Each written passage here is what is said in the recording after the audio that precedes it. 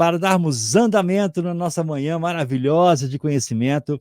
Quero chamar aqui no palco Meigaron Lopes. Bom dia, Meigaron. Bom dia, Wagner. Bom dia, pessoal. Tudo bem com vocês? Como vocês estão? Maravilha, é um prazer ter você aqui com a gente, nesse Prazer é estúdio, meu, Wagner. nesse estúdio maravilhoso aí. Tô até com vergonha vendo um estúdio seu aí, fantástico, muito bem elaborado. Obrigado, Wagner. Maravilha. Meigaron, a perguntinha básica que eu sempre faço ao pessoal: quem é Meigaron Lopes? Que legal, Wagner. Antes de começar, eu queria agradecer pela oportunidade. Também queria parabenizar o pessoal aí que está investindo tempo, né, para adquirir conhecimento nessa área incrível pela qual eu sou apaixonado, que é dados, né, e ciência de dados. E aí, já emendando a sua pergunta, eu queria já trazer minha apresentação para a gente poder conversar um pouquinho sobre. Então, eu vou compartilhar minha tela aqui, escolher uma janela, e aí eu vou trazer minha apresentação aqui para vocês, para falar um pouquinho de mim, bem rapidinho, porque, na verdade, o interesse nosso aqui é falar um pouco de dados, né? Ok. Mas, bom, como Então, o Wagner disse...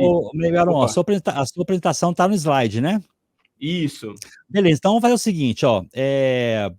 Pode se apresentar, já segue a apresentação. No final aqui eu volto com as perguntas. Legal, fechado, Wagner. Obrigado. Ok? Boa palestra. Obrigado. Bom, gente, então, como o Wagner disse, eu sou o Meigaron, tá? Meu nome é tão estranho quanto parece aí na tela. Eu sou cientista de dados, trabalho profissionalmente nessa área desde 2016, mas eu comecei a estudar isso em 2012 durante a faculdade de engenharia elétrica, né? Então, a minha jornada profissional aqui começa ali em 2010, onde eu fui fazer engenharia elétrica na USP, lá no campus em São Carlos. Em 2012, conheci Machine Learning através de um curso do professor Andrew Ng, lá no Coursera, né? Aquele Machine Learning. Me apaixonei pela área, achei incrível como juntava tudo aquilo que eu gostava, que era programação, estatística, né, um pouquinho ali de álgebra. Tive a oportunidade de ir para os Estados Unidos em 2013, fazer um intercâmbio. E lá eu fui exclusivamente para aprender sobre ciência de dados. Chegando lá, conheci uma área incrível, já com bastante crescimento em relação ao Brasil, nesse mesmo período. Então, eu tive muitas aulas com professores que me ensinaram basicamente tudo o que eu sei hoje sobre as técnicas, né, de machine learning que a gente usa muito em ciência de dados. Estudei 2 semestres com esses professores e um deles me convidou para trabalhar numa startup como estagiário de ciência de dados, onde eles desenvolviam reconhecimento usando a pupila do olho, né? Hoje é mais comum, né, você ter o celular sendo desbloqueado, né, através da câmera, mas lá em 2013 era algo super revolucionário. Então, eles criaram uma startup, venderam para depois para um banco chinês. E aí eu voltei em 2014 para o Brasil, decidido a ser cientista de dados. Terminei a faculdade, mais 1 ano e meio ali de disciplinas, e quando eu fui para o mercado para trabalhar com dados, eu me deparei que no Brasil não se falava em ciência de dados, não existia essa profissão aqui, né? E aí eu fui para uma área mais relacionada para trabalhar com dados, e foi a área de analista de BI, trabalhando na 99 Táxis. Antes, para poder validar o meu diploma, eu fiz um estágio, né, em ciência de dados numa empresa chamada Parallax, que era uma empresa de consultoria econômica. Trabalhei, então, profissionalmente com a análise de BI durante a 99, quando ela era uma startup ainda, era uma casa com 30 pessoas. Acompanhei todo o crescimento dela até ela ser vendida para a chinesa Didi, quando a Uber entrou no Brasil. E aí eu fiz uma segunda migração de carreira, saí da análise de BI e fui para a ciência de dados para trabalhar na EasyInvest. Trabalhei 1 ano na EasyInvest. A EasyInvest depois foi comprada por uma venture capital americana, vendida pelo Nubank. E aí fiz uma outra movimentação para trabalhar na Amaro como cientista de dados. Na EasyInvest, trabalhei muito com algoritmos de otimização de marketing, de otimização de newsletter, de otimização de carteira de investimento. E na Amaro, é um e-commerce de moda feminina, que fundado por dois suíços que empreendem aqui no Brasil, fazendo toda a parte de desenvolvimento de roupas para mulheres. Então, fui trabalhar na Amaro vendendo roupa, né, com dados. Então, trabalhei com algoritmos de previsão de venda, com decaimento de estoque, para fazer reposição. Trabalhei com algoritmos de ordenação de vitrine, com algoritmos de previsão de categoria. Trabalhei com sistemas de recomendação de produtos. Trabalhei com clusterização de clientes para montar programa de fidelidade. Trabalhei com propensão de compras para produtos. Então, foi um lugar que eu desenvolvi muito as etapas de algoritmos, desenvolvimento mesmo de algoritmos para tomar as decisões da empresa. Depois recebi um convite do fundador da Loft, que é a maior empresa do ramo imobiliário aqui no país, que venda de apartamentos. Entrei lá como 9º cientista de dados, quando eu saí já tinham 33 cientistas de dados, pessoas de altíssimo nível, onde eu trabalhei principalmente no squad de ranqueamento de produtos na disciplina, na vitrine, desenvolvendo algoritmos mesmo que aprendessem qual apartamento deveria colocar no topo da vitrine em relação ao objetivo da empresa. Então, a empresa queria escalar ou queria faturar, então o sistema de recomendação ele encontrava ali a combinação da vitrine para esses momentos. Trabalhei 2 anos na Loft, veio a pandemia, fomos todos para home office, e aí depois de 2 anos na Loft, resolvi empreender na área de dados e fundei uma escola para formar aí as próximas gerações de cientistas de dados de alto nível. Essa escola se chama Comunidade DS, e a gente se relaciona aí mesmo como uma comunidade, então é um grande local para fazer networking, para fazer construção de uma rede de apoio profissional, onde nós desenvolvemos habilidades também nos alunos, tanto habilidades técnicas, quanto habilidades também de comportamento dentro dos eventos que a gente tem. Eu sei que é um pouco da minha trajetória, e hoje eu decidi falar com vocês um pouquinho sobre dados, né? Um pouquinho sobre como gerar valor na área de dados. Sempre quando eu explico sobre dados para as pessoas, a primeira pergunta que elas fazem é, tá, amiga, mas como é que eu gero valor na minha empresa com dados? Como é que eu capturo clientes com dados? Como é que eu aumento a receita da minha empresa com dados? Como é que eu torno a minha empresa mais eficiente com dados? E aí o que eu costumo explicar para eles é que os dados eles também obedecem a uma certa hierarquia. Né? Não dá para fazer inteligência artificial se você não tem a base construída ainda. Né? Então eu sei que muitos aqui passam por isso quando os fundadores, né, as pessoas que estão à frente da empresa, leem nas notícias que a inteligência artificial agora está mudando as empresas, então ele chega para você e fala, e aí, quando é que a gente vai colocar a inteligência artificial aqui na empresa? E a empresa não tem nem indicador ainda para saber se está indo bem ou está indo mal. Então existe uma hierarquia, né? Existe alguns passos, uma ordem que você precisa respeitar para conseguir ter sucesso, e não só sucesso, mas manter também esse sucesso a longo prazo. Então, pegando a analogia aqui da pirâmide de Maslow, né, que é a pirâmide que o psicólogo Maslow desenvolveu para as necessidades humanas, eu trouxe aqui uma versão minha sobre as fases das startups pelo qual eu passei e consegui enxergar muito bem essa pirâmide. Então, a gente começa com uma fase muito base, né, que é a fase de coleta de dados, depois a gente evolui para a fase 4, né, que é a criação de indicadores. Depois que temos a criação de indicadores, a gente vai para as decisões mais inteligentes, e aí depois a gente começa a colocar algoritmos como sendo nossos assistentes nessas decisões, e por último, esses algoritmos eles começam a tomar decisão sozinha, com pouca ou nenhuma intervenção humana. Então, a minha ideia aqui é passar para vocês cada uma dessas fases e explicar essa evolução da maturidade analítica de uma empresa baseada nessa pirâmide aqui, tá? Bom, o primeiro nível é o nível mais básico de todos, que é o nível 5 da coleta de dados, né? Tudo ali acontece a partir da coleta de dados. Então, você não consegue construir nada com dados se você não começar a coletar esses dados. Então, você precisa, dentro da empresa, começar a sistematizar essa coleta de dados, né? Muitos dados acabam sendo gerados em planilhas do Excel, né? Em planilhas do Google Sheets, porém isso não é muito escalável. Você precisa sistematizar os processos da empresa para que as tomadas de decisão ou as transições de passada de bastão entre os times seja feito via sistema, porque assim você consegue capturar esses dados, né? Então, essa sistematização nada mais é do que você garantir que o seu gateway de pagamento, por exemplo, tenha acesso à API para você coletar o dado, né? O seu software de gestão de nota fiscal, o seu RP, por exemplo, ele tem um acesso aos dados das notas geradas, e assim você consegue medir o faturamento. Né? Até saldo de contas bancárias também é válido. Então, as transações bancárias dentro da conta da empresa no PJ também são uma fonte de dados, caso você não tenha nada bem estruturado. Visitas no site, hoje é muito mais fácil você metrificar isso, né? Basta você colocar os pixels do Google lá dentro do site e instalar o Google Analytics, por exemplo, que você já consegue traquear o número de visitantes, onde eles estão clicando, qual é o segmento de página que eles vão, quanto tempo eles passam nessa página. E depois também colocar um sistema de CRM, que é onde vai garantir aí o seu controle dos seus clientes. Então, você vai saber quando eles compraram, o que eles compraram, quando eles entraram, o que eles usaram.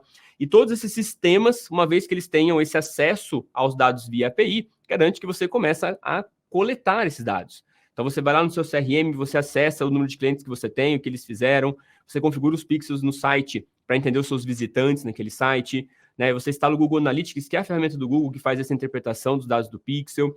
A API do gateway de pagamento, você garante que você tem acesso a determinados tipos de dados, e aí você combina esses dados com os dados do cliente que estão ali no CRM, então você tem as suas fontes de dados construídas. Né? Essa primeira fase não é literalmente coletar o dado, mas é criar os sistemas onde esses dados vão ser coletados pelos próprios sistemas. Depois existe uma segunda coleta, que é quando você traz os dados para dentro de casa, e aí você começa então a trabalhar com esses dados. Então essa aqui é a primeira fase, né? Não tem como começar nada de dados da empresa se você não começar a sistematizar os processos. Porque essa sistematização vai te dar essa oportunidade de você coletar esses dados. Uma vez que você sistematiza isso, coloca alguns softwares nesses principais processos da empresa, e você já tem essas coletas de dados, né, feita pelo próprio site ali, pelo próprio sistema que você implementou, aí a gente vai para a segunda fase, que é a fase de criação de indicadores, que é aqui a parte 4 da nossa pirâmide, né?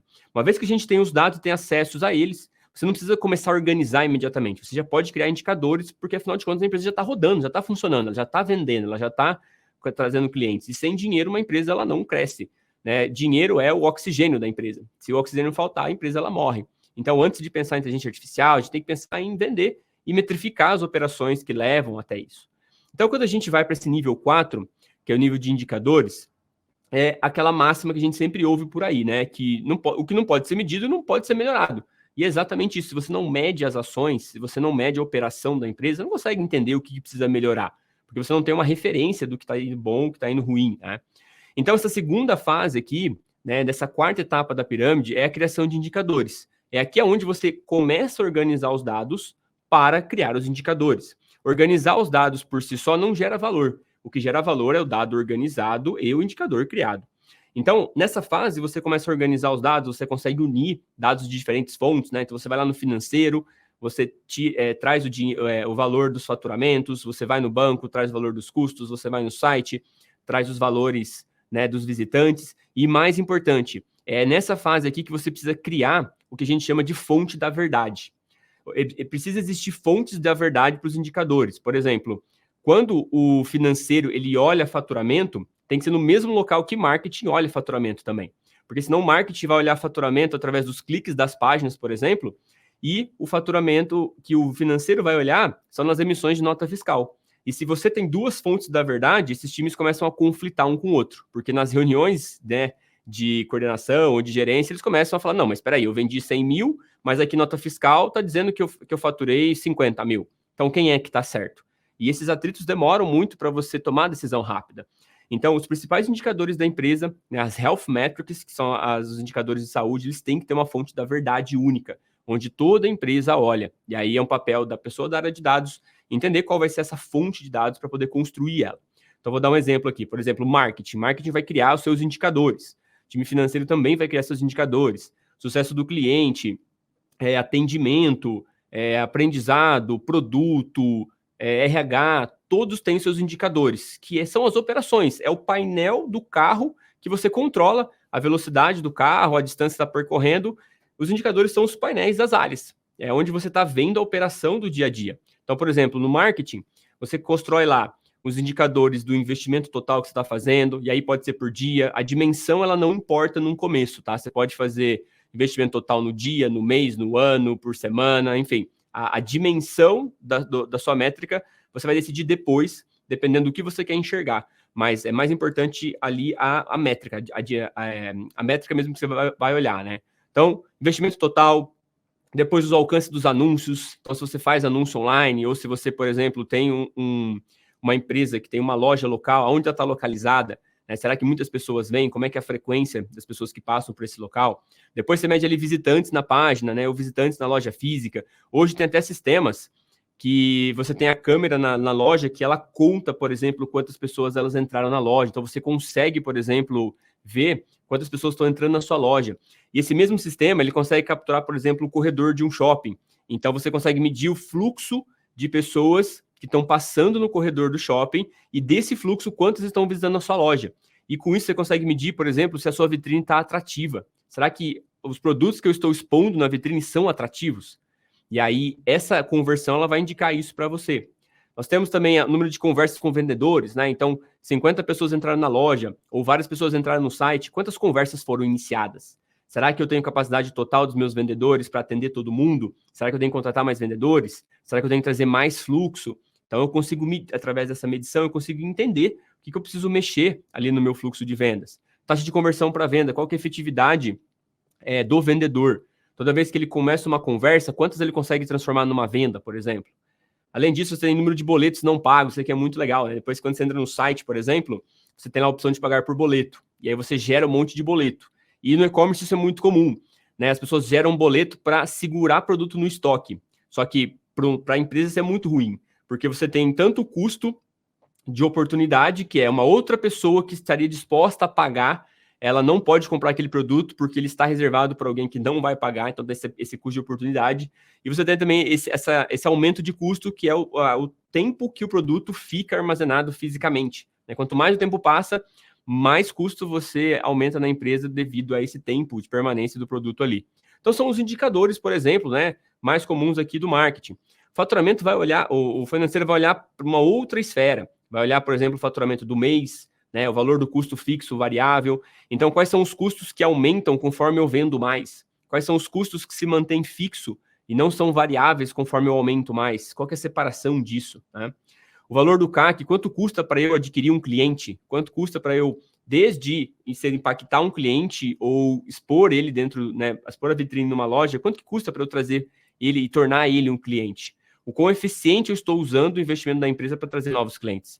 E quanto de dinheiro esse cliente ele traz para mim ao longo do tempo? Ele faz uma compra só e vai embora e nunca mais volta? Ou ele recorrentemente ele volta na minha loja e faz novas compras? E quanto é esse período? E quanto é esse valor que ele gera para a gente?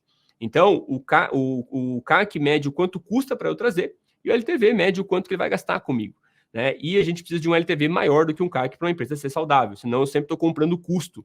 Muitas vezes a gente está aumentando a base de clientes, né? E está feliz porque está aumentando, só que os clientes não estão comprando recorrente, e aí no fundo você está comprando um custo e não um lucro, né? Quanto mais clientes entra, maior é o teu custo, porque você gastou para trazer ele. Então é importante olhar dessa perspectiva do financeiro também.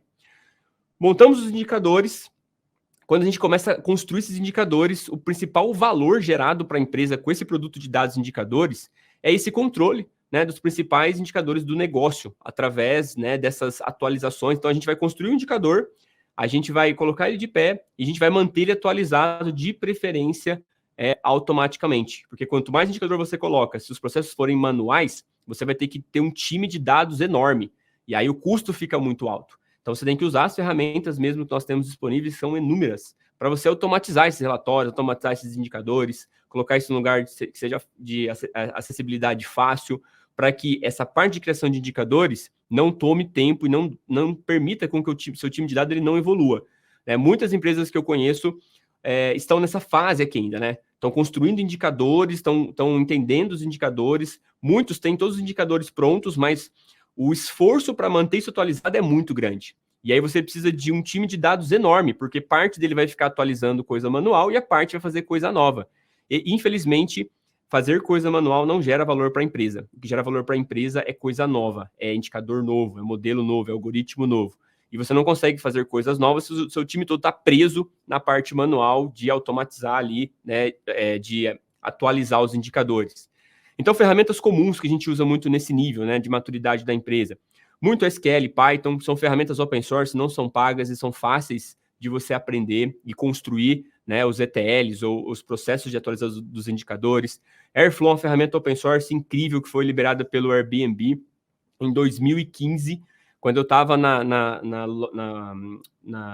99, a gente construiu um data warehouse inteiro baseado em orquestração do Airflow. Né? Hoje tem outras ferramentas concorrentes, tem o Preset, tem o Dagster, tem várias outras ferramentas também que tem um conceito muito bacana, mas o Airflow aí é o que trouxe essa evolução, né, das automações das tarefas.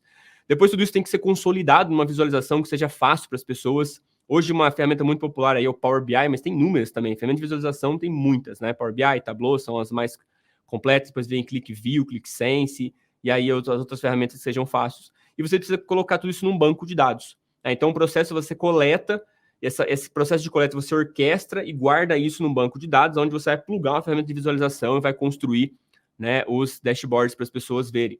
E aí aqui tem um momento também muito decisivo numa empresa, que é decidir como que ela vai construir a área de dados, porque aqui você tem duas opções. Você pode construir um BI que ele é centralizado, em outras palavras, tudo que é gerado de dados na empresa, ela tem que sair daquele time. Então, por lado positivo, pelas vantagens, você consegue concentrar todo mundo ali em dados, e você consegue garantir, por exemplo, qualidade de análise, ou garantir indicadores, garantir, por exemplo, qualidade desse indicador. Por outro lado, você gera um gargalo no time de dados, né? A empresa, ela gera um gargalo no próprio time de dados. Se o time de dados não cresce, não é mais eficiente, você não consegue crescer o número de análises fornecidas. Então é sempre um trade-off. E por outro lado, você pode construir um BI self-service, onde você, na verdade, ao invés de construir análises, você constrói os data marts, né, que são blocos de dados organizados, onde você pluga uma ferramenta de visualização, você treina o seu time para usar e ele faz as análises de dados. Então você tem muito mais velocidade nas análises, você tem muito mais descentralização das tomadas de decisão, porém é muito mais difícil contratar alguém que tem habilidade analítica, principalmente gestor. Né? Os gestores são profissionais de realmente usar a ferramenta. Você tem conhecimento de negócio, tem experiência, mas sentar na frente de um Power BI para fazer os seus próprios gráficos e tomar suas próprias decisões é algo que leva um tempo e precisa de treino, então é mais difícil o recrutamento. Então, são trade-offs que você toma aí dependendo de como você quer levar e dependendo da cultura da empresa e como ela define também. Mas nessa etapa aqui é basicamente construção de ETL, visualização de dados na ferramenta de dados que você tem na empresa, e se você fizer um BI self-service, aí vai mais para um data mart, você constrói esses blocos de dados aqui.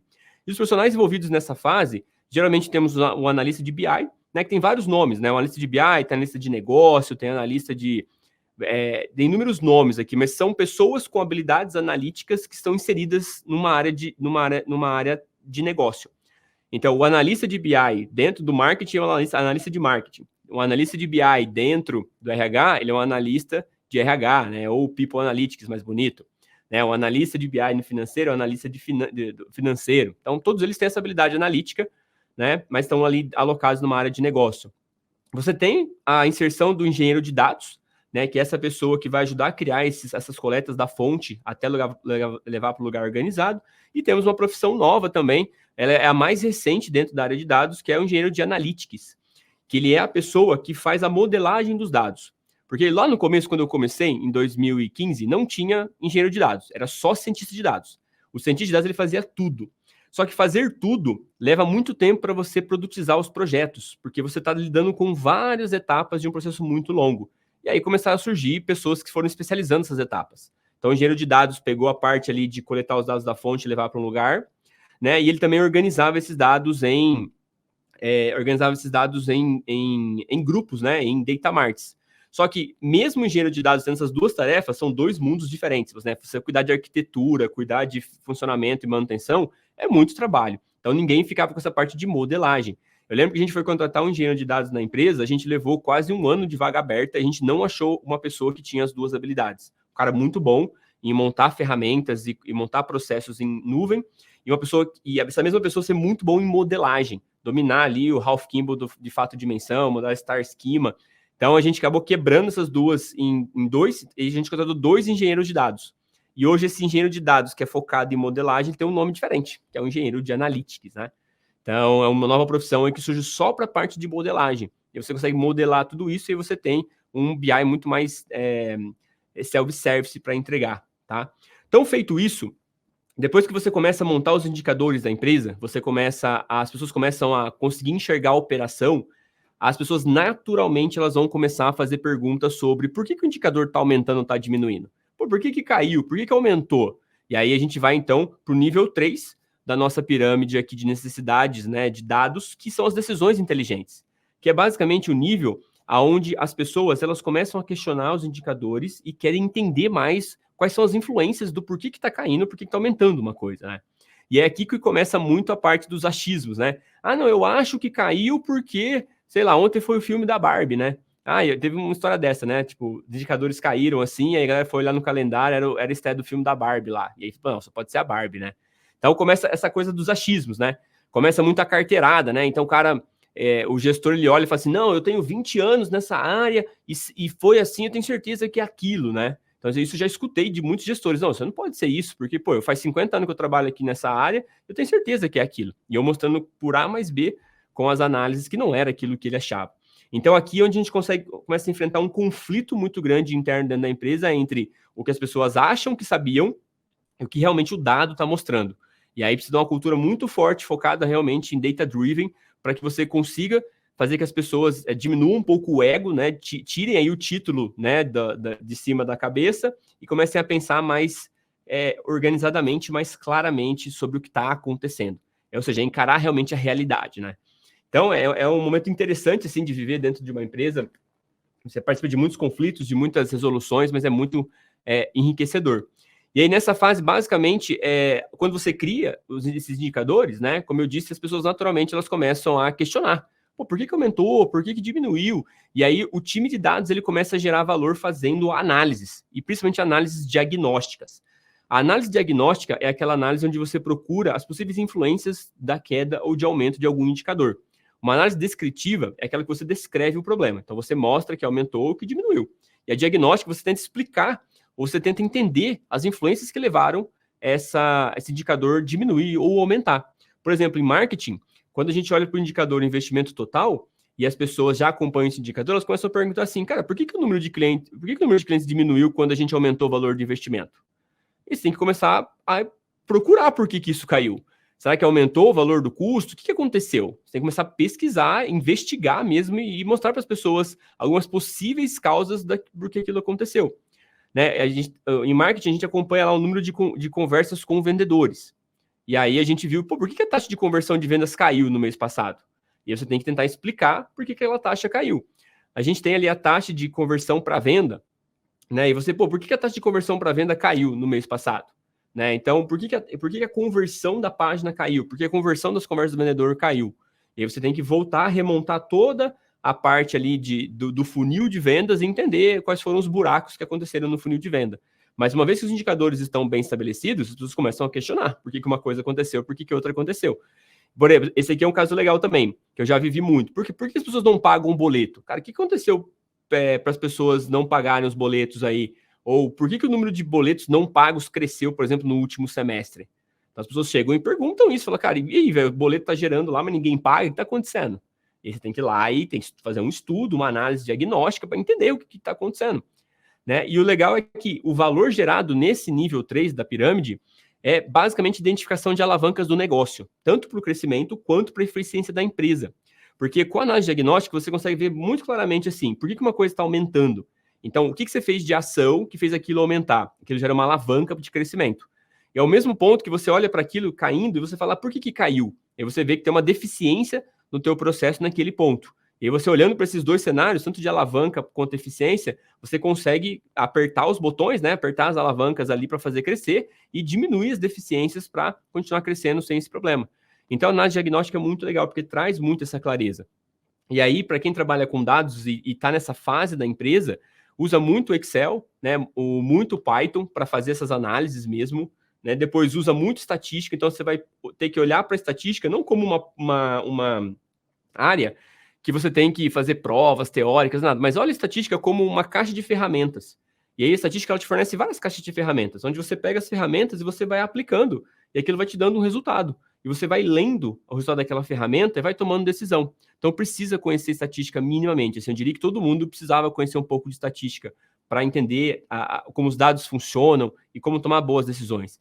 Precisa ter muita visão de negócio, precisa entender realmente, né, entender o que é um modelo de negócio, os indicadores, como que a empresa, as alavancas que elas manipulam, se eu mexo aqui, aonde respinga, por exemplo, você tem que desenvolver uma visão de negócio bacana e principalmente habilidade analítica. O que é habilidade analítica? É você ser capaz de olhar para um problema, para um desafio e saber estruturar aquilo numa solução. Então a pessoa chega para você e fala, poxa, por que o número de boletos não pagos aumentou? Como é que você pega esse problema e você quebra isso em passos práticos, com uma ordem lógica, e vai resolvendo bloquinho por bloquinho, depois você monta tudo isso. Porque, no fundo, uma análise de dados é você montar e desmontar Lego. Você desmonta o Lego, você constrói as peças separadas, depois você monta o Lego para ter novamente um resultado. Então, você tem que ter essa habilidade, né? Uma habilidade que eu sinto muito que falta nos alunos. Assim, os alunos que eu recebo, até as mesmas pessoas de mercado, não têm essa habilidade analítica, de quebrar um problema grande em fases pequenas e trabalhar nos pequenos e depois remontar tudo isso. Isso é muito importante para essa fase aqui. O teu time de dados nessa fase, ele precisa estar muito bem treinado com isso. Você precisa contratar pessoas muito boas aqui, porque é isso que vai diferenciar ali de você tomar decisões mais rápidas. E as tarefas nesse nível, geralmente, é construção e manutenção dos ETLs, né, a visualização de dados, e eu repeti aqui, tá, mas no fundo as tarefas dessa fase aqui é basicamente as análises diagnósticas, tá? E você faz muito análise mesmo em ferramentas de programação. Então, você não faz muito visualização aqui, você faz mais análises mesmo. E aí, como é que acontece o processo, né? A pessoa chega uma pergunta para você, por exemplo, né? Por que o número de boletos não pagos diminuiu? E aí você vai lá, faz uma análise e você mostra as possíveis causas daquela queda. Às vezes os gestores, eles gostam tanto da sua análise que eles pedem para transformar aquilo num indicador. Então essa fase, esse nível 3 aqui, ele volta também para o nível 2, porque as boas análises que trazem clareza sobre uma ação ou algum ponto crítico da empresa, eles se tornam indicadores. Então é uma fase você faz muita análise, se valem a pena acompanhar, viram indicadores, e aí você estrutura aquilo no indicador, tá? E as pessoas envolvidas aqui é basicamente um analista de dados, né? Eu gosto de diferenciar um pouco esses profissionais, porque eu olho que o analista de negócio, ele é uma pessoa que tem muita experiência, expertise no negócio, né? E ele usa a ferramenta de visualização como a sua principal ferramenta. Mas ainda falta um pouco de habilidades, por exemplo, como fazer análises diagnósticas, como fazer, por exemplo, usar ferramentas da estatística para isso. Então, eu chamo do analista de dados esse profissional que seria uma evolução do analista de BI. Né? Ele não está fixo dentro da área de negócio, mas ele pode andar nas áreas de negócio, porque as habilidades que ele tem permitem com que ele trabalhe em qualquer área. Muda só o contexto de negócio, mas as habilidades para você fazer as mesmas análises, elas se mantêm. Então, a análise de dados é o principal envolvido aqui nessa fase que você está justificando e tentando procurar realmente respostas para as perguntas que as pessoas de negócio elas fazem com você. E aqui também já surge a figura do cientista de dados. Muitas pessoas às vezes têm a ilusão de que o cientista é aquele cara que vai ficar treinando algoritmos de machine learning. Também é isso, mas como parte do trabalho. O cientista de dados, o analista, qualquer outro profissional, ele é pago, contratado para resolver problemas, para gerar valor. E aí, obviamente, cada um tem as suas expertises, mas o cientista de dados, ele também contribui ali nas suas análises diagnósticas, até porque para construir os algoritmos, você precisa entender os comportamentos passados que estão acontecendo. E para você entender os comportamentos passados, escolher os melhores algoritmos ou modelar aquilo da maneira correta, você precisa fazer as análises diagnósticas. Então, o cientista de dados também bota a mão na massa. Ele também amassa dado e faz visualização e mexe de vez em quando ali com o Power BI, mas obviamente ele não deve ficar só focado nisso, porque é um desperdício de recurso. É uma pessoa mais caro para a empresa, tem habilidades maiores que poderiam ser úteis em outros campos, e se você coloca ele para fazer análise de dados, é como se você tivesse comprado um carro super rápido e só pode andar 60 km por hora, porque todas as ruas têm radar. Né? Então, tem que pensar um pouco nessa alocação de recursos, dependendo do que a pessoa conhece também. Bom, indo para o próximo nível da hierarquia, depois que você começa a fazer as decisões inteligentes, começa a tomar a decisão, as pessoas também naturalmente começam a te perguntar assim, cara, não tem como a gente antecipar isso? Você está me falando aqui um monte de causa que está fazendo a queda. Se a gente antecipasse isso, se a gente conseguisse ver no futuro o que pode acontecer para tomar decisão no presente e fazer uma ação, será que não seria mais produtivo isso? Pô, legal. E aí, essa necessidade, que é uma necessidade que pouquíssimas empresas têm, né? Por isso que isso é uma pirâmide. Quanto mais a gente sobe aqui, menos empresas aparecem. Então, pouquíssimas empresas hoje têm um algoritmo ali como um assistente. E por que um assistente?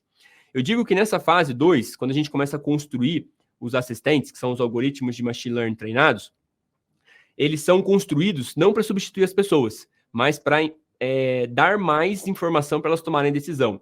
Eu lembro que quando eu comecei a fazer os algoritmos da empresa, a primeira coisa que as pessoas olhavam para mim e falavam, pô, o Meigron quer me mandar embora, o Meigron quer me demitir, o Meigron quer pegar o meu lugar, porque eu faço exatamente, eu tomo a minha decisão exatamente assim, e ele quer construir um algoritmo que faz isso automático.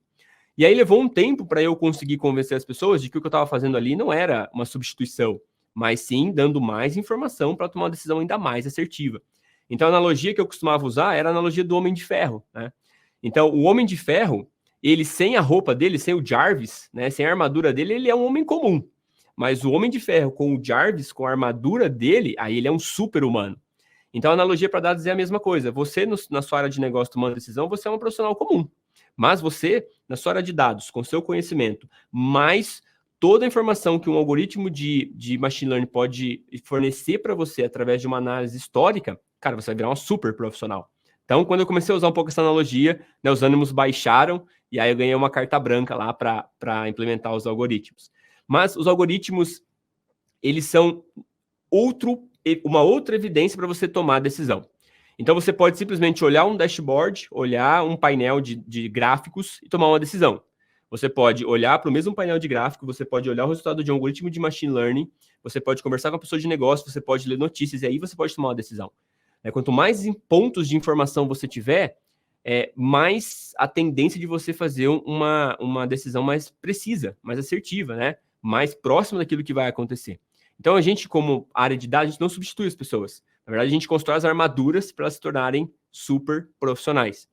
Então, aqui nessa fase, é uma fase muito legal, porque as pessoas elas começam a entender as causas e as quedas, né? Grande parte das empresas ficam nessa parte aqui, são aquelas empresas que geralmente têm aquela área de BI bem consolidada, né?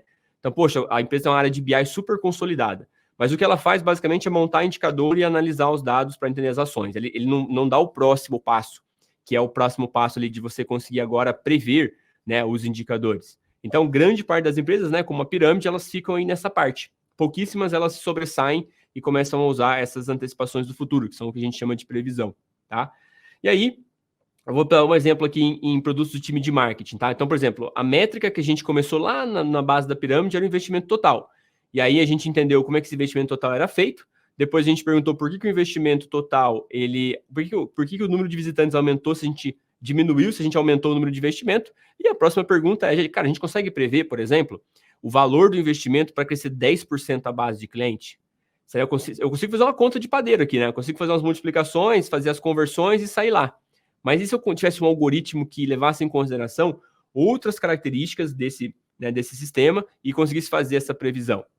Outro exemplo é a taxa de conversão para venda. Então, a gente começou a medir a taxa de conversão para venda, começamos a explicar por que ela caía, por que ela aumentava, mas sabe que não dá para a gente prever qual vai ser a conversão aí nos próximos 3 meses?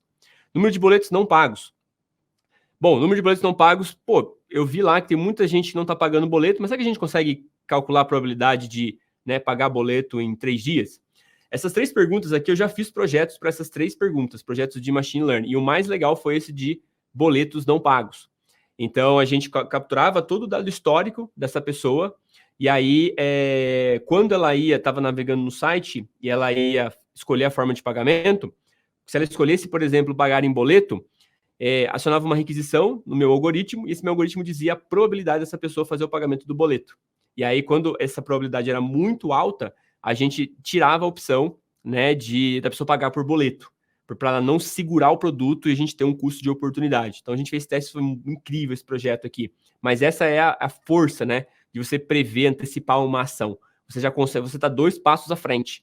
E aí você sabe mais ou menos o comportamento da pessoa, então você consegue agir antes para que tenha um ganha-ganha, né?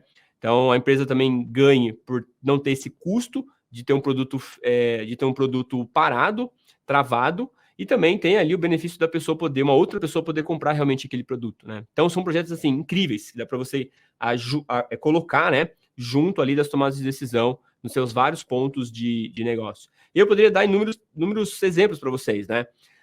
Time de Customer Success, né, que mede muito churn, então você consegue fazer probabilidade de churn, por exemplo, e acionar, fazer uma ação com essa pessoa antes dela parar de comprar mais os seus produtos, né? Você pode, por exemplo, fazer uma previsão de LTV, aonde nos primeiros momentos que a pessoa está usando o teu produto, você já prevê no tempo quanto que você espera que ela gaste com você.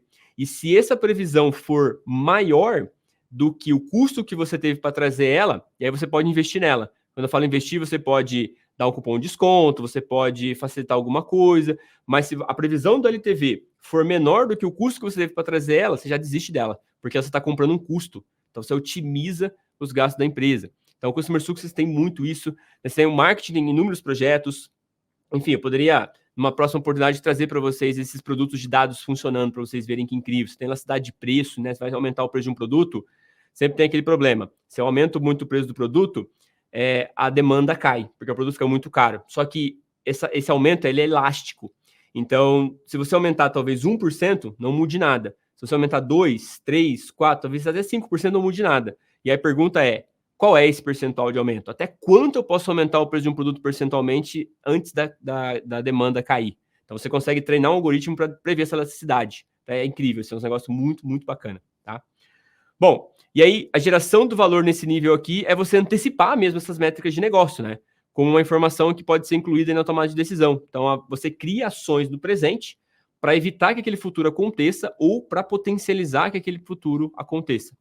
Então, nesse momento aqui, as ferramentas que a gente usa muito é Python e R, né? R é uma ferramenta também muito excelente para você fazer modelagens de algoritmos. Python é o mais conhecido porque ele é mais versátil, você consegue usar ele em várias etapas do processo, tanto na coleta de dados quanto em treinamento.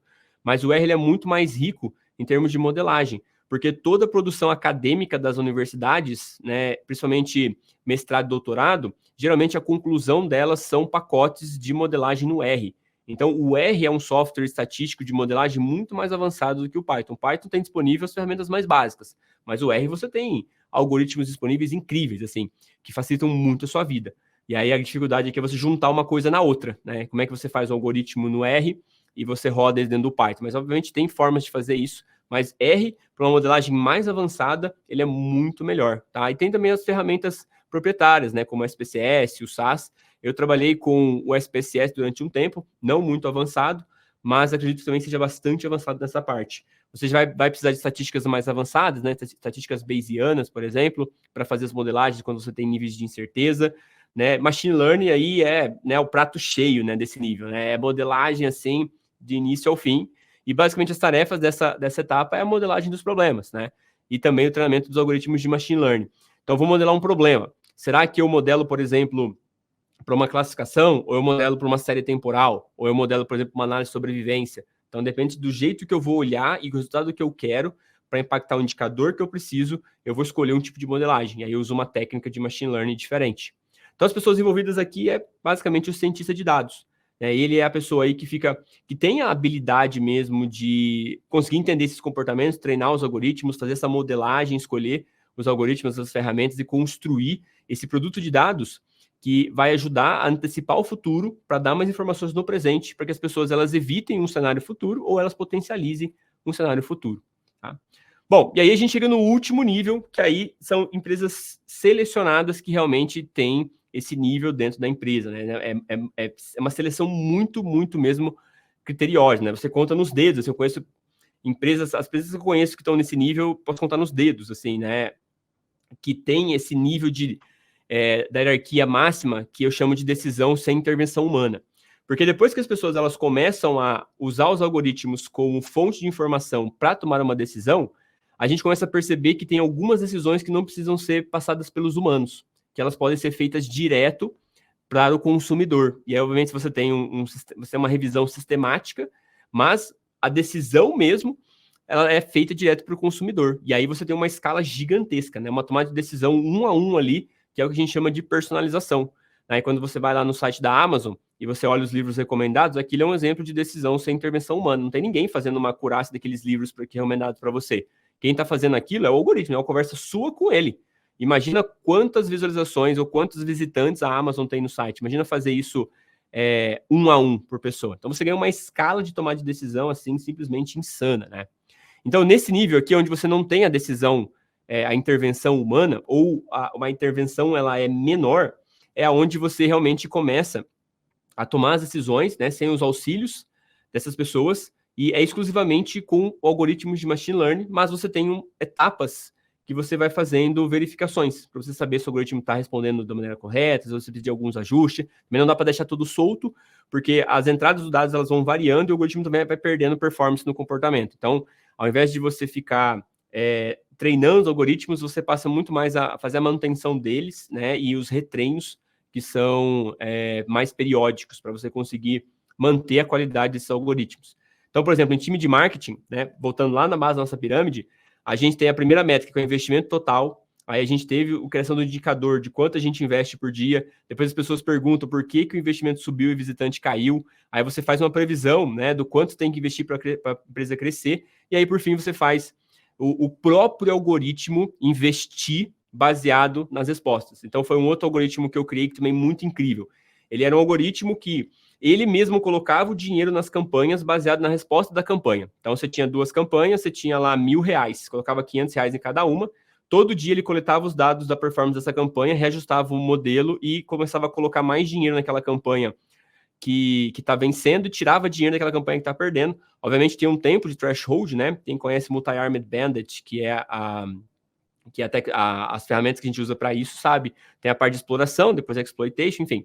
Mas o algoritmo era muito legal. Ele começava a trocar o dinheiro, assim, né? Começava a colocar mais onde estava ganhando e menos onde estava perdendo. Então você tinha uma otimização do valor muito mais. A gente ficava só olhando um painel de como que estava esses investimentos sem mexer na planilha, por exemplo, que era o algoritmo que investia, né? A gente chamava ele de marqueteiro investidor. E também o número de boletos não pagos aqui, que é o que eu comentei com vocês, né? Você faz a previsão ali da probabilidade dessa pessoa pagar o boleto, se for muito baixa, você tira o botão dela, você não permite que ela faça o pagamento, né? Porque ela vai travar um produto seu. E aí você tem vários outros, né? Eu posso citar outros aqui, mas nessa fase aqui, qual que é o valor que é gerado? Você agora começa a tomar a decisão direto com o cliente, com menos intervenção humana, e os algoritmos, eles começam a se alimentar entre si. Então, você tem um algoritmo, por exemplo, que avalia o LTV do seu cliente. Esse valor, ele vai dentro de um outro algoritmo que prevê o churn. Se ele prevê o churn, você consegue pegar a saída desse algoritmo e colocar no investimento de marketing para determinar qual é o cupom que você vai gerar para ele. Gerou um cupom para ele, você determina a probabilidade desse cara aceitar o cupom e usar o produto e quanto isso aumenta o LTV. Então, é um ecossistema assim que ele vai se realimentando, é um negócio mais bonito que eu já vi na vida, assim. Ele vai se alimentando, eles vão conversando um com os outros, né? Você vai tomando cuidado dessa passagem de informação de um para o outro, mas você é um ecossistema que toma decisão sozinho, cara. É um negócio, assim, impressionante, né? E eu tive, assim, o privilégio de construir, participar da construção desse ecossistema, desse jeito. Já vi essas coisas, a gente tinha mais de 30, quase 40 algoritmos na empresa tomando decisões entre si, e é um negócio muito lindo, assim. E aí, nessa etapa aqui, você precisa de uma evolução maior também nas ferramentas e também nas pessoas que trabalham com você, né? Então, você usa muito machine learning para os algoritmos e também começa essas etapas do DevOps, né? Que precisa de alguém para prover essa infraestrutura para esses algoritmos viverem, né? Então, eles vivem em algum lugar, eles consomem memória, eles consomem recursos de máquina, né? Eles têm APIs como portas de entrada, e então você tem que ter um sistema de monitoramento para saber quem caiu, quem precisa de retreino. Então, você precisa começar a investir em plataformizar, né, os seus algoritmos, e tudo isso, obviamente, passa pelos sistemas de cloud. Então, nessa etapa aqui, você começa a lidar com orquestração de algoritmos e você começa a lidar com a construção de um ecossistema mesmo de algoritmos, né, mantendo onde eles vivem, os retreinos, onde um começa ou termina, como é que faz essa passagem de bastão, essa garantia de que os dados estão passando, né, de um lado para o outro, e os profissionais envolvidos, eles começam a escalar também as habilidades. Então, você tem ali o cientista de dados, né, que ajuda um pouco nessa parte, orientando as pessoas durante a modelagem. Você tem o próprio engenheiro de machine learning, que é uma posição que também é bastante escassa, né, pelo topo da pirâmide, na necessidade desse profissional na empresa. Mas o engenheiro de machine learning, ele é a pessoa que constrói a plataforma. Ele é a pessoa responsável por construir o ambiente que esses algoritmos eles vivem, né? Então, ele tem que entender bastante sobre infraestrutura. Geralmente, ele é um cara que muito experiente em programação, back-end ali, durante muito tempo, que gostou da área de dados, aí ele vem, né, para a área de dados, ele tem que aprender machine learning para entender um pouquinho o funcionamento, mas geralmente são esses perfis, né? E também tem a figura do Data Ops, que equivalente, né, ao Ops lá de back-end, é o cara que fornece infraestrutura, né? Ele que faz a provisão das máquinas, ele que cuida do custo dessa infraestrutura, né? Ele que cuida das ferramentas, ele traz ferramenta nova, substitui uma pela outra, e você tem um engenheiro de dados construindo essa plataforma que ajuda os cientistas a publicarem os seus algoritmos e eles conversarem entre si, tá? Então, a gente chega nessa última etapa, assim, que digamos assim, até onde eu consigo enxergar hoje é o ápice, né, da evolução de uma área de dados dentro de uma empresa. Você precisa de realmente recursos, você precisa realmente de treinamento, de pessoas excelentes, você precisa de muita... a empresa precisa ter data-driven como uma cultura, como um valor, né? Ela tem que... As empresas que têm, né, esse nível de hierarquia são empresas que você olha que elas nasceram para ser empresas de dados. Então, o core da empresa, né, o mais importante da empresa é o time de dados. E aí todos os times, eles orbitam em torno do time de dados, né? Eu costumo brincar que toda empresa tem a sua menina dos olhos. Então, toda empresa tem o seu time de menina dos olhos, né? Umas é marketing, outras é produto, algumas outras próprio o sistema de desenvolvimento, e algumas são dados. Então, as empresas que a menina dos olhos é dados, onde dados é o time mais valorizado e todas as outras empresas orbitam em torno disso, porque a gente constrói as ferramentas para essas empresas, geralmente são elas que chegam nesse nível de sofisticação, por exemplo, né, de uso de dados. Empresas que têm mais resistência com o uso dos dados ou priorizam outras áreas têm mais dificuldade. Mas, para mim, até onde eu vejo, como eu disse, é o ápice assim, de uma área de dados funcional, tá? Bom, finalizando aqui minha apresentação, queria dizer para vocês que dados, né, é o presente, dados são ali o presente, não dá mais para postergar. Uma empresa não pode mais não tomar decisão baseada em dados. Cada vez que o tempo passa, mais empresas surgem, as empresas já nascem nesse mundo de dados, já nascem tomando decisão, já nascem como algoritmo de machine learning sendo o principal produto, né? Agora a inteligência artificial potencializou ainda mais isso, né? Você tem agora algoritmos que são inteligentes o suficiente para conseguir entender contextos, então isso vai potencializar, vai exponencializar cada vez mais, né? Já estão integrando isso em ferramentas, então a gente teve uma fase 1 da inteligência artificial, que é essas plataformas que a gente vê por aí, né? Então gera foto, gera vídeo, não sei o quê, essa é a fase 1. A fase 2 da geração da inteligência artificial é começar a fazer esses agentes serem plugados dentro das ferramentas que a gente usa. Então daqui a um pouco a gente vai ter um agente de inteligência artificial dentro do carro, aqui no computador, na minha ferramenta de programação, no meu relógio, e eles vão conversar comigo, eles vão fazer atividades para mim. Então, essa é a próxima fase, né? Eu já leio papers, acompanho a parte de pesquisa nisso, e você já fala, por exemplo, em agentes autônomos, onde você pega e cria realmente agentes, né? Você cria, eu já vi pessoas construindo agência de marketing completa com inteligência artificial. Você tem ali um agente que estuda o seu cliente ideal, gera os insights para um outro agente que escreve, por exemplo, as copies das páginas, os textos de persuasão, que depois escreve os anúncios, e os outros que analisam os dados, enfim, você tem uma agência de agentes mesmo conversando entre si para tomar decisão. Então, assim, não dá mais para esperar, não dá mais, as empresas têm que começar a levar isso a sério, a tomar decisão a sério, e principalmente as pessoas precisam aprender habilidades com dados. Hoje não dá mais para se manter profissionalmente relevante se você não tiver habilidades analíticas. Se você não souber usar dados, se você não conseguir olhar para uma planilha na tua frente e enxergar o que está ali. Pô, o que está aqui na minha frente? Tem um monte de coluna e linha, mas e aí? O que é isso aqui? Né? Hoje não dá mais para não saber, porque todo mundo trabalha com dados. Alguns em mais escala, outros em menos, mas olhar para uma planilha, entender o que está acontecendo, conseguir gerar um insight, pelo menos entender como esses algoritmos funcionam, é minimamente aí para poder sobreviver nesse mundo que a gente está entrando, tá? Então, dados ao presente, não dá mais para postergar, precisa decidir e continuar agora, tá? Então, queria agradecer vocês pelo tempo. Obrigado. Tem lá o site da Comunidade DS para quem quiser conhecer a escola, para quem quiser conhecer as formações profissionais que a gente tem, os programas de aprimoramento profissional também em Analytics.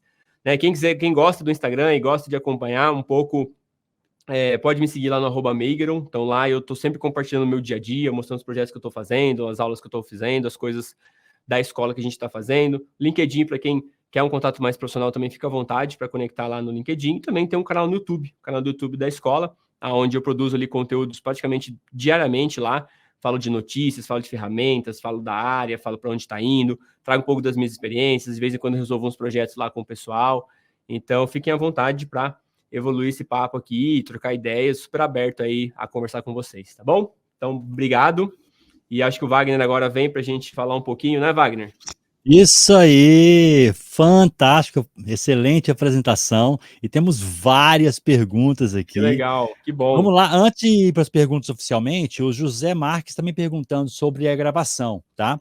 É o seguinte, gente, a gravação vai ser disponibilizada no canal do Instituto Information Management, lá no YouTube, ok? Então, eu coloquei para vocês aí, deixa eu colocar aqui, peraí.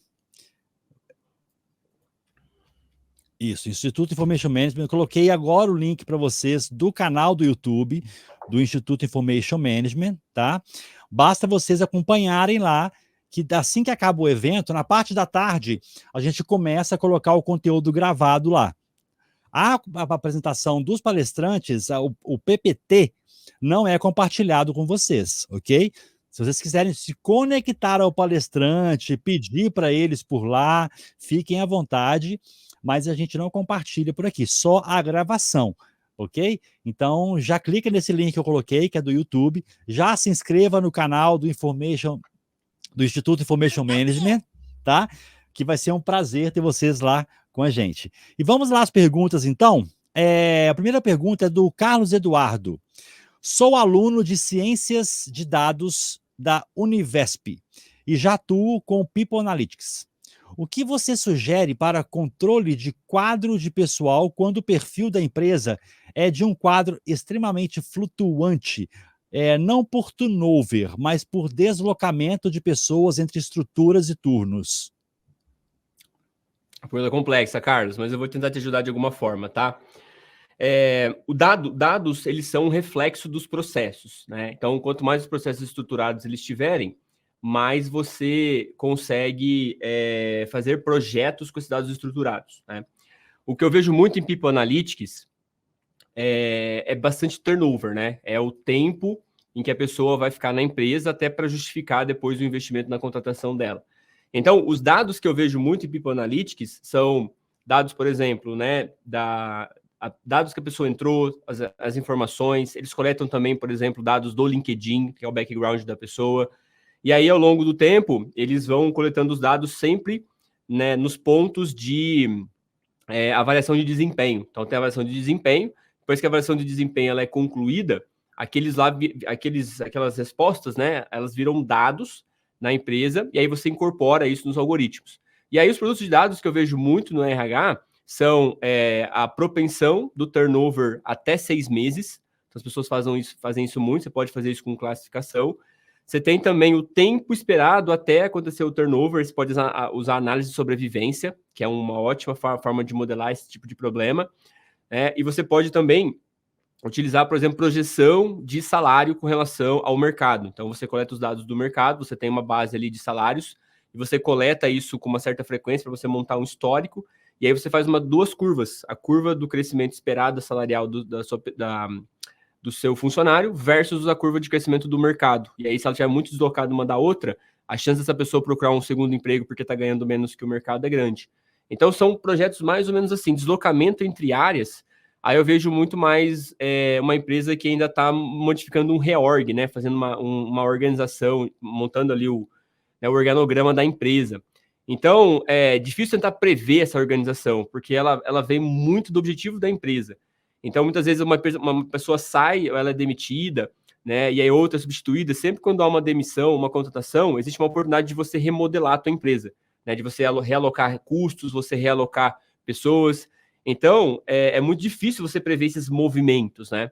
E dados é o contrário, a gente espera o movimento acontecer, e aí a gente entende esse movimento, depois que ele aconteceu, a gente usa ele para prever.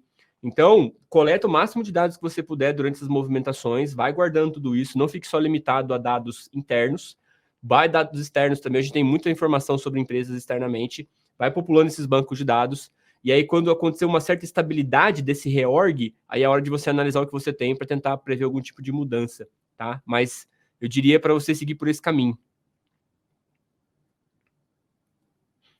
Ótimo, temos mais perguntas aqui. A próxima pergunta é do Lauro Jorge. Excelente explanação. Para uma empresa média para grande, vejo que seu framework factível. Vamos lá. Para uma empresa média para grande, vejo que seu framework factível é implantável. Como levar esse mesmo conceito para microempresas onde os recursos são limitados? Principalmente o dono é o gestor de dados, gestor de informações, é o decisor. Legal, Lauro. Muito bom essa pergunta, porque eu me vejo muito nesse caso, né? Então, eu também sou um microempresário, digamos assim, né? A comunidade DS, ela tem 38 funcionários, né? E eu também sou o coordenador de dados da empresa, né? Faço esses dois papéis aí. Então, Lauro, nesse caso, como é que eu gostaria de ser convencido, né? Se eu não entendesse dados. Quando você tem uma microempresa, geralmente esse estágio você está tentando ainda sobreviver, né? Ou seja, fazer com que o teu faturamento seja maior com o seu custo. Então, qualquer coisa nesse sentido de ajudar a trazer mais faturamento e reduzir custo, a pessoa vai ver com bons olhos. E aí, qualquer coisa que você vai oferecer, você tem que sempre fazer algo antes, mostrar para a pessoa o produto de dado funcionando e falar assim, olha, se a gente usar isso aqui, podemos trazer novos clientes. Se a gente usar isso aqui, podemos reduzir o custo. Então, o que você precisa fazer para um microempresário é ajudar ele a sobreviver. E ajudar a sobreviver é ajudar a aumentar o faturamento ou reduzir o custo, né? De preferência, aumentar o faturamento com custo controlado. E aí você tem que olhar para as possibilidades dessa empresa, o que ela vende, é serviço, é produto, qual é o mercado dela, qual é o segmento que ela atua, qual é o cliente ideal dela, e olhar por esse caminho e entender o que você pode fazer ali para poder melhorar para esse aumento de faturamento da empresa. Muitas vezes, Lauro, você colocar indicadores de pé para que esse fundador, né, esse empresário, ele tenha visão do que está acontecendo, cara, você já vai diminuir aí muita queda de cabelo dele, né? Porque geralmente quando a empresa ela começa, é tudo muito bagunçado e o empreendedor, o grande medo que ele tem é de, por exemplo, estar gastando mais do que está arrecadando. Então, quando você dá visibilidade do que está acontecendo, já é um primeiro passo fantástico, assim. Então, eu acho que você tem que ir para a primeira parte da pirâmide mesmo, assim, cara, deixa eu montar indicadores. O que essa pessoa vê? O que ela precisa ver? Sempre olha faturamento, custo e monta os indicadores para ela. Uma vez que você montar os indicadores para ela e ela ganhar mais controle sobre o próprio negócio, ela vai começar a te dar carta branca para você ir evoluindo. E aí vai evoluindo a pirâmide. Monta os indicadores, aí pede para comprar uma ferramenta ali de Power BI mais profissional para você fazer visualizações, aí você começa a organizar os dados, aí você começa a fazer algumas análises diagnósticas, e aí você vai evoluindo, você vai ver que naturalmente as coisas vão acontecendo, tá? E aí, o último ponto é o seguinte, pode não acontecer, tá? Muita gente ainda não acredita nos dados. Eles veem isso como um custo. E realmente é um custo no primeiro momento.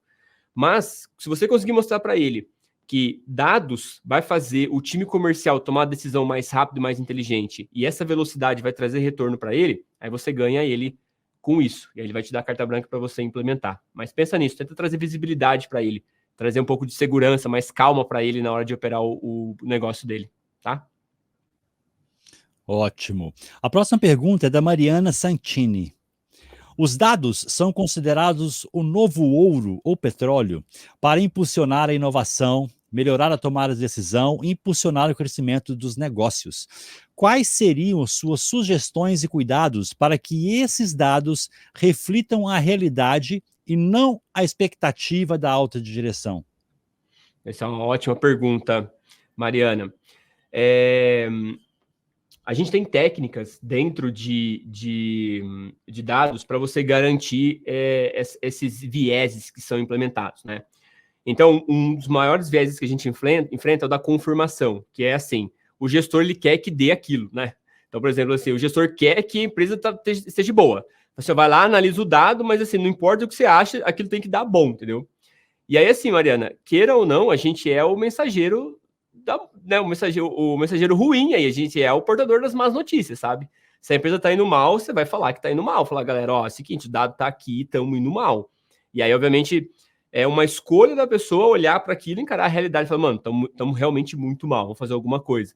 Ou não, né? Ou, poxa, estamos mal, e aí deixa do jeito que tá, porque é assim mesmo. Então eu já enfrentei isso, né, em algumas passagens de empresas que eu tive, que as pessoas não acreditavam no que os dados estavam dizendo. E aí a nossa postura é a seguinte: se a empresa não acredita em dados e a gente somos profissionais que trabalham com dados, acreditam nisso, a gente tem que buscar uma empresa que está mais próxima dos nossos valores, que no caso é usar dados para tomar decisão. Então, assim, Mariana, quando a gente vai analisar dados, você faz teste AB, você faz algumas coisas para tirar esse viés, né? Só que não existe a gente remover um viés do que o empresário quer que aconteça, do que o gerente quer que aconteça. E a gente tem que assumir uma postura assim. Nós somos os mensageiros. Então a gente olha para os dados e fala assim, mano, ó, tá acontecendo isso, isso, isso. Agora você decide o que você quer fazer. A gente vai até aí, até apresentar a mensagem. O que as pessoas vão fazer com a mensagem já não depende mais da gente. E aí depende da cultura da empresa, de quem vai receber e dos fundadores. E aí, se a cultura da empresa não é a cultura que você quer para a tua profissão, aí, né, a gente tem que buscar outros caminhos, tá? Mas sugiro não mostra o que o dado tem a dizer. É o nosso papel, como é o nosso juramento como profissionais de dados. Mostra o que o dado tá dizendo, tá? E aí deixa as pessoas decidirem o que fazer.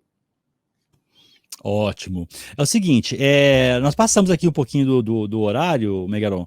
Eu posso continuar com as perguntas ou você tá... Pode sim. Pode ser? Pode sim, Wagner. Então vamos lá. A próxima pergunta é do Maicon. Quais principais algoritmos você utiliza para prever o pagamento ou não de um boleto? Boa, Maicon. Depende muito da modelar. O algoritmo ele é sempre decidido baseado em duas coisas. Baseado na sua análise exploratória de dados, para saber que tipo de comportamento tem ali. Então, você faz um estudo mesmo do espaço dos dados, né, onde eles estão ali construídos, como é que eles estão feitos. E aí, esse padrão que você encontrar, ele te dá uma pista sobre que tipo de algoritmo você vai usar. E a modelagem que você fizer, ou seja, a reorganização dos dados, ele também vai dizer que tipo de algoritmo você vai fazer. Por exemplo, uma previsão, você pode modelar ele como sendo uma classificação. Então, por exemplo, eu vou prever daqui 6 meses. Então, eu posso prever se o valor ele vai ser aquele ou não, uma classificação. Eu posso prever por uma regressão também, né? Então, eu posso prever, por exemplo, a curva de valores que vão acontecer ao longo do tempo. Eu posso usar análise de sobrevivência, ou seja, eu posso prever o quando aquele valor vai acontecer. Então, o algoritmo que você usa depende da modelagem que você quer. E a modelagem que você quer depende do indicador da empresa que você quer prever. Então, por exemplo, eu vou fazer a previsão de vendas. Se a empresa quer saber quanto que ela vai receber daqui 6 meses, eu posso fazer uma série temporal, por exemplo. Posso usar um algoritmo de série temporal. E aí, dentro da área de série temporal, você tem vários algoritmos, né? Arima, Arimax, Sarima, Sarimax, você tem as próprias redes neurais que fazem também, enfim, você tem um conjunto ali de algoritmos. Agora, se a empresa quiser saber, por exemplo, vamos bater a meta daqui 6 meses, aí você pode fazer uma classificação, que pode ser sim ou não. E aí, dentro de classificação, você tem também um monte de algoritmos lá que fazem classificação. Se a empresa quiser saber em quanto tempo nós vamos bater a meta, aí você usa análise de sobrevivência, que aí são outros estimadores da análise. Então, os algoritmos, né, eles são ferramentas dentro de uma área e você escolhe elas dependendo do indicador que você quer representar e dependendo do que você achou na hora que você está explorando a análise de dados, explorando ali o comportamento. Então, quando você fizer essas duas etapas e combinar as duas, você vai ter clareza qual algoritmo escolher, tá? Vamos lá, temos mais perguntas. A Ana Lívia. Oi, trabalho em uma empresa de consultoria de serviços de saúde e segurança do trabalho. E como faço para medir recompra? Pois só tenho o dado da compra dele quando prospectamos a venda. Não temos os dados do cliente na base de cliente. Boa, Lívia. Ana Lívia, né? Assim, não tem dado, não tem o que fazer, Ana. Tipo assim, você tem dado da primeira compra só. E aí, se você não tem o dado da recompra, você não tem como medir a recompra, né? Se você não tem dado, você não consegue medir. E aí você tem que ir lá na primeira base da pirâmide e olhar as ferramentas que você precisa construir para você medir a recompra. Mas como que a recompra ela é medida, tá? Você tem um sistema, quando a pessoa fazer uma compra com você, ela tem que colocar o e-mail, CPF e o telefone dela. E aí você usa uma dessas coisas, ou uma combinação delas, como uma chave.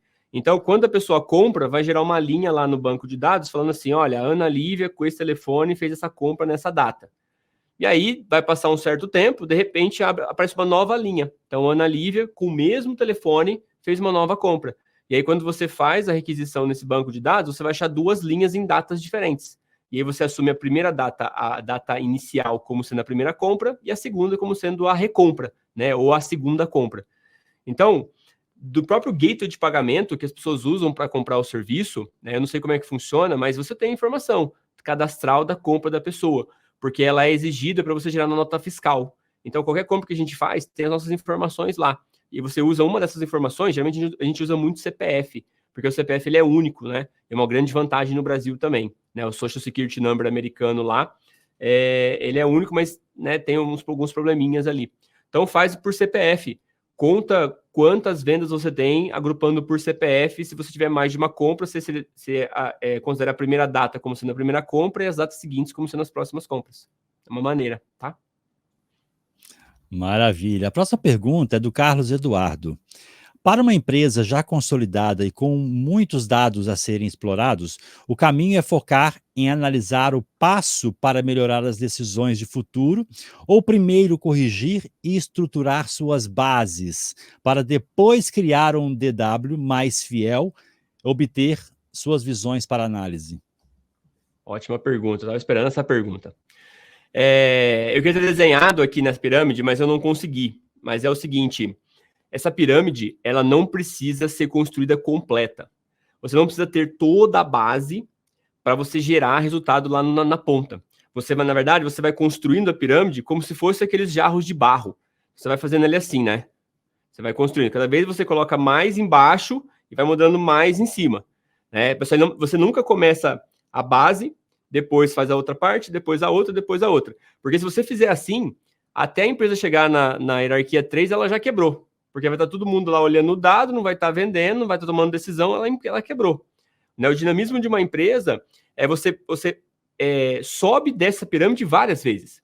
Então, vamos supor, você coletou um conjunto mínimo de dados. Então, você coletou, por exemplo, dados de navegação no site da empresa e dados de compra.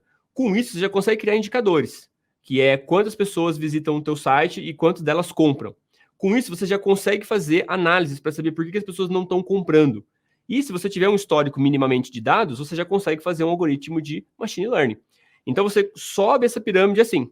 Aí você chegou até lá o final, aí você fala assim, poxa, eu preciso fazer outro projeto. Aí você volta lá, coleta mais dados e vai subindo essa pirâmide. E aí, qual que é o problema? Se você for subindo essa pirâmide e você for construindo os algoritmos, se você pendurar as análises dos algoritmos em bases que não são estruturadas, elas vão cair. Porque o que acontece muito é assim, poxa, vamos fazer um algoritmo, vamos fazer uma análise. Aí a base é toda bagunçada. Aí você vai lá, faz um baita esforço, organiza aquela análise minimamente e consegue entregar. Aí as pessoas gostam muito daquela análise e pedem outra para você. Aí você vai lá, pega os dados todos bagunçados, organiza ele minimamente, gera análise e entrega valor. Aí a pessoa gosta muito daquilo. Aí você volta de novo, faz o mesmo processo. Só que quando você fizer 5, 6 processos desses, você vai criar uma teia de aranha na empresa, que vai ser ali uma organização que você fez meio às pressas para gerar valor. E aí, dali para frente, a sua análise não escala mais. Por quê? Porque qualquer coisa nova que você coloca, ou dá muito trabalho, ou quebra todas as outras. Então, vai chegar num momento onde o valor gerado pela empresa, ela vai depender de estruturar dados. Não tem como, você não consegue fugir disso. Você consegue fazer de um jeito rápido, minimamente, até um certo ponto. Só que com isso, você já gera valor. E essa geração de valor já gera dinheiro. E esse dinheiro já financia a contratação de pessoas para organizar os dados. Então, é sempre assim. A gente gera valor, gera dinheiro. Com esse dinheiro, a gente investe na organização dos dados, organiza dados, gera mais valor, gera mais dinheiro. Então, é sempre assim. Mas primeiro tem que gerar valor. A gente não pode ficar lá organizando dado bonitinho. Organização de dado não gera valor. Se não gera valor, ninguém liga para isso, né? E as pessoas não vão acreditar nisso. Então, você tem que gerar valor com o que tem, por mais bagunçado que seja. A pessoa viu o valor, aí justifica ela investir, por exemplo, na organização e na automação daquilo. Então, no seu caso, avalia assim, tenho muitos dados, o que fazer? Você já está gerando valor com dado? Você já tem indicadores? Você já tem análises? Você já faz análise diagnóstica recorrente para avaliar as ações do time de marketing, financeiro, produto, software? Ah, já faço, Meg, já faço essas análises, já gera valor, só que é tudo muito difícil, muito truncado, muito difícil. Pô, então está na hora de você começar a estruturar os dados. E aí você estrutura os dados e continua gerando valor. Você nunca para uma coisa e começa a outra, tá? Mas primeiro é olhar e falar, estou gerando valor? Estou. Legal, então vamos estruturar. Não estou. Então começa a gerar valor, depois pensar em estruturar. Tá? Fantástico. Aqui, ó, vamos lá, tá acabando. A próxima pergunta aqui é do Sérgio. Ele é head de TI. Quanto tempo, em média, leva para criar uma estrutura como essa apresentada? Completa, sim, Sérgio. Deve levar mais ou menos aí, talvez uns 5, 6 anos para você fazer inteira. O Airbnb levou mais ou menos esse tempo, tá? Na Loft, a gente levou 3 anos para fazer, mas a gente tinha um exército de cientistas de dados. A gente tinha, tipo, 35 pessoas. Né? Na outra empresa que eu passei, da Amaro, a gente levou 3 anos só para construir o BI, para depois começar a montar os projetos. Então, eu diria em torno de 5, 6 anos, talvez, tá? Se você tiver uma equipe muito boa, tiver recursos para fazer. BI talvez leve menos tempo, mas, né, siga o exemplo que eu dei aqui. Nunca vá construindo as bases uma depois da outra. Você vai fazendo como se fosse um jarro de barro mesmo. Pega um pouco da base, faz as análises, depois coloca mais base, faz as análises e você vai construindo isso. Você nunca faz isso de uma fase para outra. Você sobe e desce na pirâmide várias vezes. Tá? E isso é para sempre, assim. A empresa continua crescendo, novos, né, mercados, novos produtos, então está sempre coletando dados, sempre gerando. Isso aqui nunca para. Com o tempo, quando ela fica muito grande, você começa a especializar. Então, você tem as pessoas que só coletam os dados, tem pessoas que só analisam, pessoas que só fazem modelos. Então, você coloca profissionais em cada hierarquia dessa, mas todo mundo está sempre fazendo um pedaço disso aqui, tá? Ótimo. Antes de ir para a próxima pergunta, inclusive, gente, o grande Eduardo David colocou no chat aqui, tá? Pessoal, o Megaron estará presente palestrando no Auditório Arena Showcase, dentro das feiras Digital Expo RPA AI Expo, que acontecerá nos dias 16 e 17 de abril, no Centro de Convenções Frei Caneca, em São Paulo. Então, inclusive, ele deixou o link aí para vocês, tá? Participação no Frei Caneca, e colocou o link para vocês fazerem o cadastro lá, conhecer um pouquinho mais do evento. Ok? A próxima pergunta aqui, para a gente poder já ir finalizando, é do Guilherme. Até onde um gestor de outra área de negócio deve aprofundar seus conhecimentos na ciência de dados para que ele ganhe um diferencial em sua habilidade analítica? Muito boa pergunta. Um gestor de dados, ele não precisa aprender a escrever códigos, porque não é o papel dele. Um gestor, ele faz a gestão de processos e de pessoas e ferramentas. Então, olhando para o conhecimento de dados que ele deve aprender, ele precisa pelo menos conhecer como é que é um processo de produção de um produto de dados. Então, por exemplo, assim, eu vou contratar um analista. Tá, mas como é que é o processo de construção da análise? Né? Ele tem que coletar o dado, aí ele faz essas manipulações, aí depois ele constrói o painel, depois ele publica isso. Um cientista, como é que é o processo de produção de dados de um cientista? Ele coleta o dado, né? Ele limpa o dado, ele explora, ele cria as características, ele modela e depois ele treina, enfim. Um gestor ele precisa conhecer os processos de criação dos profissionais, até para ele poder cobrar depois. Porque quando você passa um problema para um cientista, como é que você sabe se ele está andando com o processo? Quando você não conhece o processo de produção da parte técnica, ele pode enrolar você. Ele vai falar assim, não, eu estou fazendo uma modelagem aqui super difícil. E se você não souber o que é modelagem, você vai acreditar muitas vezes que, nossa, é algo difícil mesmo, levou 6 meses para o cara fazer uma modelagem. E aí ele passou, na verdade, 6 meses enrolando. Então você precisa saber o processo de produção dos profissionais, para você poder cobrar, para você saber o que ele está fazendo, né? O que ele faz, quanto tempo mais ou menos leva, e o que é esperado da resposta daquela etapa. Depois dessa etapa, ele vai para qual outra etapa, quanto tempo leva essa outra etapa. Então, você não precisa escrever os códigos, fazer etapa, mas você tem que ter um conhecimento do processo de produção dos dados. E, então, essa é uma parte que eu acho legal aprender. Outra coisa que eu acho legal também de gestor aprender é aprender a analisar dados mesmo, sabe? Olhar para um painel assim e falar assim, cara, o que esse painel está me dizendo? Tem uma tendência de crescimento? Cadê a sazonalidade desse sistema aqui? Né? Porque te ajuda a tomar decisão melhor. Às vezes você olha um painel lá de uma série, né? E você fala assim, né? Tem muito gestor que é assim, né? Não espero que seja o seu caso. Mas vira o mês, por exemplo, agora em abril, aí a pessoa olha, né, o dado de março e fala assim, pô, por que caíram as vendas aqui em março? Pelo amor de Deus, não sei o quê. Aí você olha março do ano passado, também caiu, porque é sazonal, né? Ou seja, todo março cai, é a sazonalidade da empresa. Só que o que tem que acontecer é que não pode cair mais do que caiu o ano passado. Se cair menos, quer dizer que estamos crescendo. Então, é ter um pouco essas noção de análise, sabe? Do tipo, o que você olha, o que você está enxergando, para você não ser a pessoa que cria, né, o tumulto na empresa, porque mês passado vendeu menos, mas é sazonal, né? O março do ano retrasado também vendeu menos. Só que a gente tem que vender, tem que cair menos do que caiu no mês passado. Então, essa intuição, né, esse conhecimento, essa análise de dados, assim, eu acho muito importante.